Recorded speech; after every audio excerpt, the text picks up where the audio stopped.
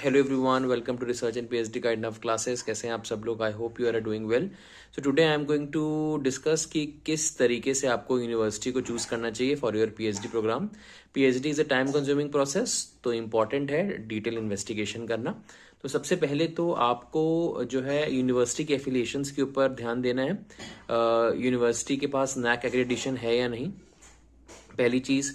दूसरी चीज ये है कि 12B and 2F section of UGC के आपकी यूनिवर्सिटी में लागू होते हैं या नहीं होते हैं, या ये these affiliations 12B and 2F के एफिलिएशंस हैं या नहीं।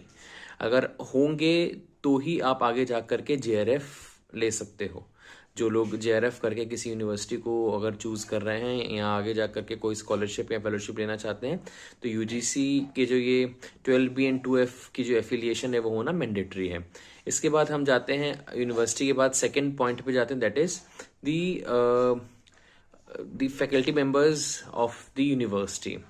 जो पीएचडी गाइड्स भी हैं उनको देखना बहुत ज़रूरी है। उनके पब्लिकेशंस देखने ज़रूरी हैं, कितने उन्होंने पीएचडी सक्सेसफुली कंडक्ट कराए हैं, पीएचडी कितने पीएचडी उनके अंडर कंप्लीट हुए हैं, वो सारी की सारी जानकारी आपको यूनिवर्सिटी वेबसाइट पे मिल जाएगी।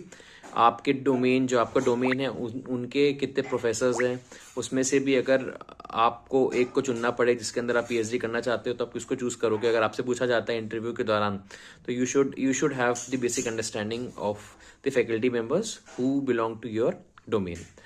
थर्ड, और थोड़ा नीचे जाते हैं, तो you should have a conversation with the research scholars who are already enrolled into that university. वो आपको बताएंगे कि यूनिवर्सिटी कितनी स्लो है और कितनी फास्ट है।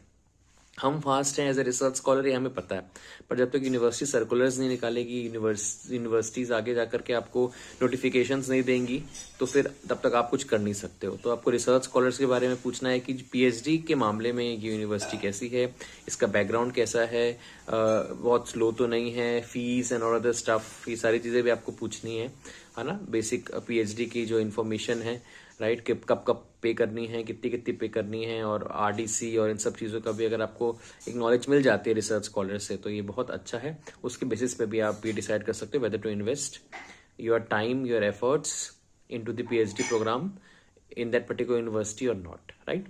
So these are the things you must definitely look into, and for NET JRF PhD, do subscribe now classes.